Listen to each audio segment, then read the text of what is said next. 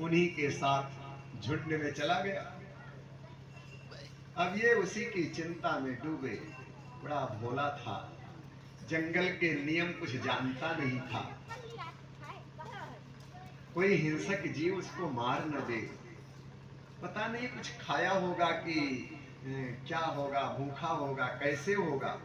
अब उसी की याद करते करते और ये शरीर छूट गया। तो जिसकी याद में, अंत समय में जिसकी याद आती है, वही जन्म मिलता है। भरत जी को हिरण बनना पड़ा, लेकिन ज्ञान बना हुआ था। ध्यान रहे, अगर सत्संग किया है तो वो व्यर्थ नहीं जाता है।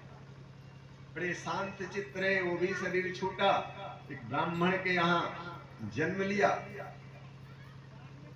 थे तो बड़े विद्वान, सारे शास्त्र पुराण वेद वेदांत उनके मस्तिष्क में, लेकिन अज्ञानी की भांति बने रहते। पिताजी चाहते थे कि इनको पढ़ा लिखा करके सिखा करके विद्वान बनाए, लेकिन वो बिल्कुल गायत्री मंत्र भी नहीं याद कर पाए। सोचा अगर वो करेंगे तो माया में फंसा देंगे।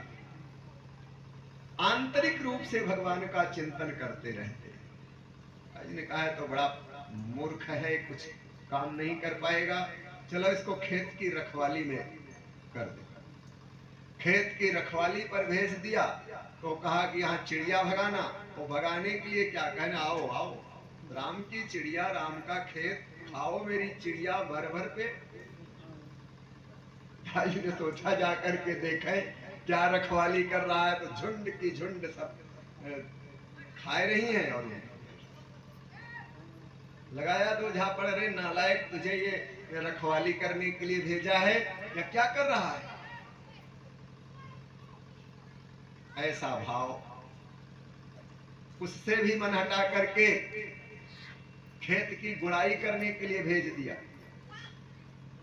जड़ भरत जी ने विचार किया कि अगर ये सही काम कर देंगे तो फिर इसी में तो पूरे खेत की मिट्टी जो है करके एकदम पहाड़ बना दिया। ये तो सब बड़ा गड़बड़ कर रहा है, घर से ही निकाल दिया। पागलों की तरह ऐसे पड़े रहते थे। डाकुओं का राजा, उसमें जंगल में मां भद्रकाली का मंदिर था। उसने मनौती किया था, कोई संतान नहीं थी। डाकुओं के सरदार ने मनौती किया था कि हमें कोई संतान की प्राप्ति होगी।